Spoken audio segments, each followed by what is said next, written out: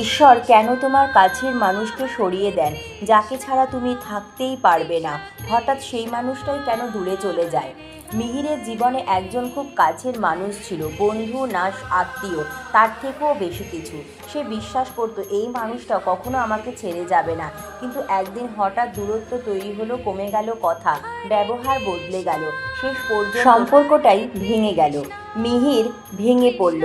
সে আকাশের দিকে তাকিয়ে বলল, প্রভু, এত মানুষ থাকতে আপনি আমার সবচেয়ে কাছের মানুষটাই সরালেন কেন? সেই রাতে সে স্বপ্নে দেখল একটি ছোট্ট নৌকা নদীর ধারে বাঁধা। নৌকার দড়ি শক্ত করে বাঁধা ছিল একটি পুরনো খুঁটিতে। নদীর জল বাড়ছে, খুঁটিটা দুর্বল। এক কণ্ঠ বলল, যদি দড়ি না কাটি নৌকাটা খুঁটির সাথে ডুবে যাবে। দৃশ্য বদলালো।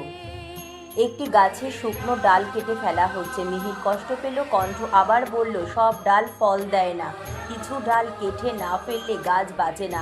মিহির বুঝতে শুরু করলো, সব সম্পর্ক স্থায়ী নয়, সব কাছের মানুষ গন্তব্য নয়। কিছু মানুষ আসে শেখাতে, কিছু মানুষ আসে শক্ত করতে, আর কিছু মানুষ চলে যায় পথ পরিষ্কার করতে। ঈশ্বর অনেক সময় সরিয়ে দেয় কারণ তুমি নিজে ছাড়াতে পারবে না। কয়েক মাস কেটে গেল। প্রথমে একাকিত্ব ছিল, কিন্তু ধীরে ধীরে সে নিজের ভিতরের শক্তিকে খুঁজে পেল।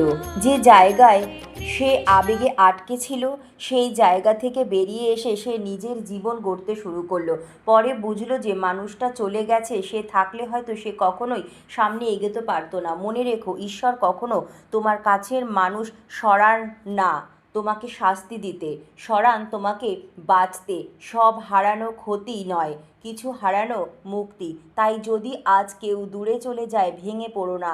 হয়তো ঈশ্বর তোমার জীবনের নতুন অধ্যায়ের জায়গা তৈরি করছেন। রাধে রাধে।